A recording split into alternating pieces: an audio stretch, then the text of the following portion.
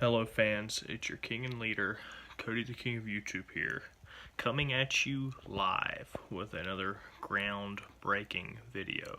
As many of you probably know, I am the definition of an artist.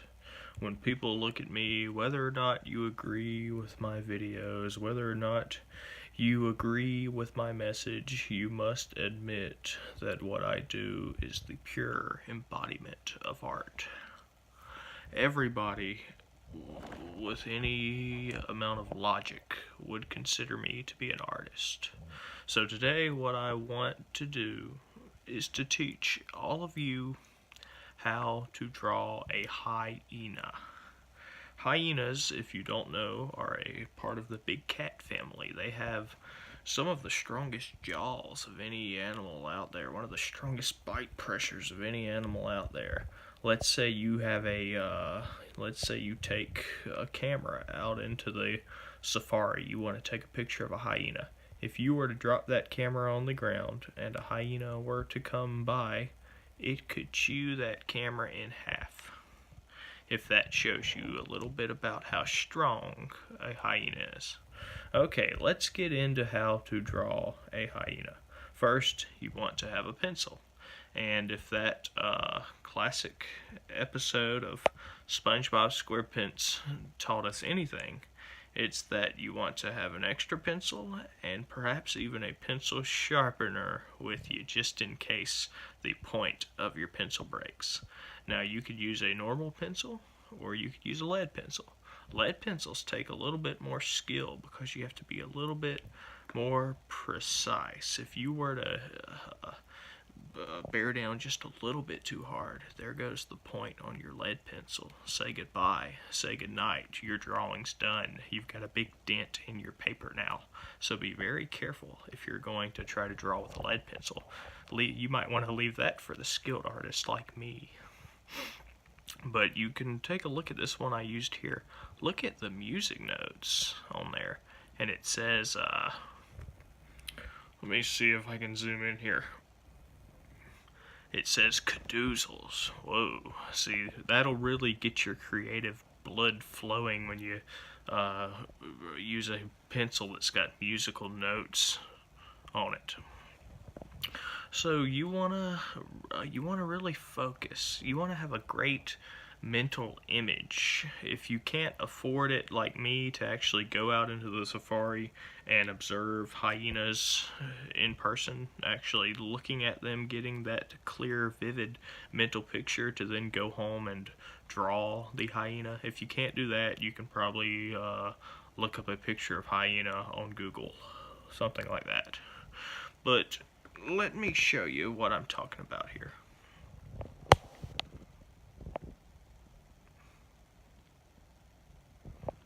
That's just a little picture of a hyena I drew. Probably only took me 7 or 8 hours to draw that. Doesn't that look pretty fantastic, folks?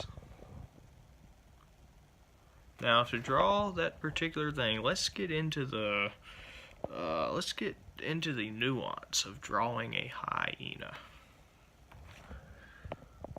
You want to start by drawing the ears and the head. If you can draw those and proportion it all out well, then when you go on to the neck and you go on to the legs and all the rest of the body, you can have your proportions right. One of the most difficult things, any artist will tell you, one of the most difficult things about drawing is keeping the proportions right. If you do even one thing off in your proportions, your drawing is going to look like a monstrosity and you're going to be laughed out of the art exhibit. And see, a man like me, back when I was a younger man, I probably owned 100 or 200 pencils. 100 or 200 lead pencils, even. But once you do all that, once you get the ears and the head and you have all those proportions right, the eyes are especially, they're pretty difficult to draw. Take a look at this. You can see I was able to proportion them just perfectly, space them out just perfectly, do the coloring in there where you can tell there's a pupil and everything. I was able to do that it's not an easy feat to do, folks. You have to really be zoned in and focused to draw a pair of hyena eyes, as I was able to do. And you go down, you have the neck. If you look at the neck fur right there, the neck fur when it first starts is a little bit thicker because he's got a big chest connecting into the neck, big and powerful, so he can walk around the safari acting like he's the big tough guy, the big tough alpha cat of the safari. You know, hyenas, they run in packs, so even lions and things, leopards, even they are scared of the hyena, because a pack of hyenas is not something you want to be up against.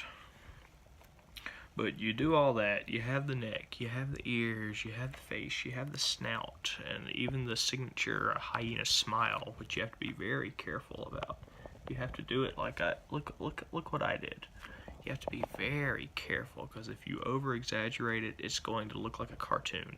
It's going to look like a joke. Nobody's going to think you're a good artist if you can't do the hyena smile just right. So you have to be very careful there. And then we get into the spots of the hyena. You also have to be very, very careful there. The spots, you don't want to, if you make little exactly even dots everywhere, that's not going to look real. That's going to look like a cartoon. You have to do the spots of different variations, different shades of black. You have to space them out just right. You have to size them just right. It's a very complicated process, not for the faint of heart. If you want to make it look realistic, you have to really put in the attention to detail. You have to really know these animals like the back of your hand. The hyena is probably one of the hardest, I'd say the hardest big cat to draw. But look, I was able to do it. Okay, I was able to do it. Don't ever doubt yourself, folks. If you want to draw something, if you want to do something, put your mind to it and just do it. But then we get to the landscape. You can tell I've done a light landscape of cliffs and grass, the grass of the safari that the hyena's feet are entrenched in. You can tell. Wow, that's a beautiful picture. I hope that you enjoyed this video, folks. I hope I taught you a thing or two about hyenas, about the philosophy of art overall, about what it means to be an artist. I hope you learned a great deal from this video, and I hope that some of you, one day, hopefully very soon, can post some videos of your own hyena drawing, and then everything will come full circle. I guess it can be sort of like that Lion King movie. It's the circle of life.